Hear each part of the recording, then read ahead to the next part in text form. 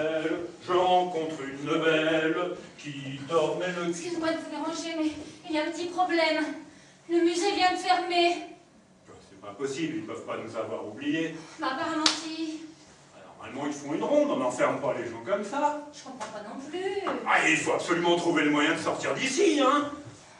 Si vous faisiez moins de fautes d'orthographe, aussi on aurait moins d'ennuis. Je suis désolée de vous dire aussi brutalement, mais votre écriteau, là, il est bourré de fautes. Mais alors? Alors, ce qui nous arrive est advenu par la faute de vos fautes, si on peut dire. Vous êtes gonflé, c'est vous qui êtes parti en vrille. Vous avez imaginé je ne sais quoi. D'ailleurs, j'ai rien compris à vos histoires. Tenez, pour continuer mon exemple. Vous pourriez jouer la Vénus de Milo. Et moi, je ferais une sorte de gardien Vislar. C'est pas mal comme fantasme, hein. Ah, qu'est-ce que c'est que ça? Quoi? Ça? Vous voyez bien, c'est mon bleu, je l'ai bien séché. Il a mis son bleu à sécher. Ah, est-ce que j'en fais de votre bleu? Mais vous êtes folle! Il faudrait voir à pas m'énerver, hein, parce qu'aujourd'hui c'est lundi. Et moi ce soir j'ai rendez-vous. Lundi? Vous avez des lundis? Mais si nous sommes lundi, cela signifie que demain c'est mardi. C'est scientifiquement prouvé. Vous devriez le savoir. En France, les musées sont fermés le mardi. Nous allons devoir rester enfermés dans ce musée jusqu'à mercredi matin. Non, je rêve, recommencer, je croyais avoir été pourtant claire. Mais qu'est-ce que ça peut bien vous faire que je laisse mon bleu assécher sur ce porte-manteau? Ce n'est pas un porte-manteau. Alors me voilà bien, elle est complètement partie. Qu'est-ce que vous dites? Non, je disais, oui, bien sûr.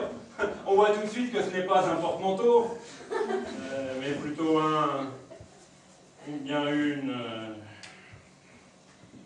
œuvre de Lars Johansson. C'est même l'œuvre la plus connue de ce grand artiste suédois. Oh, il est suédois. Oh, remarquez, ça m'étonne pas. Ils sont forts pour l'ameublement. Regardez, Ikea, c'est suédois. Le curé de Camaret a les couilles qui pendent.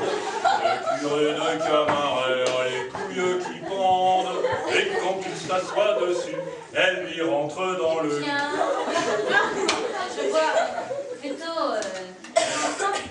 que vous n'avez rien perdu de votre finesse d'esprit. Si vous êtes revenu pour critiquer, vous pouvez repartir d'où vous venez.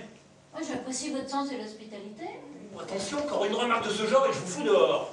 Bien. D'ailleurs, je m'étonne de votre présence. Je croyais que j'étais con, lourd, obsédé. En fait, je ne pensais pas avoir le plaisir, que dis-je, l'honneur de vous revoir. Vous auriez donc changé d'avis?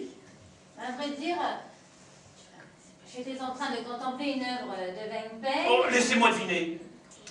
C'est un Chinois qui a pris son vieil aspirateur et l'a intitulé « Vers un monde plus propre ».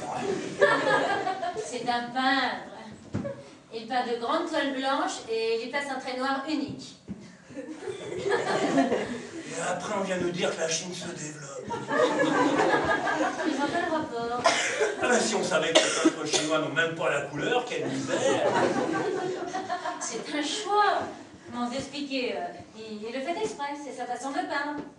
Un trait noir sur une toile blanche. C'est un style assez dépouillé, plutôt minimaliste. Moi, je vais vous dire mon sentiment, hein. Votre chinois, c'est un escroc. Pire, une feignasse. D'ailleurs, je suis surpris, parce que les jaunes, en général, ils sont plutôt bosseurs. Ça m'étonne beaucoup, ce que vous me dites là. Chinois fainéant. Remarquez, il y a des cons partout.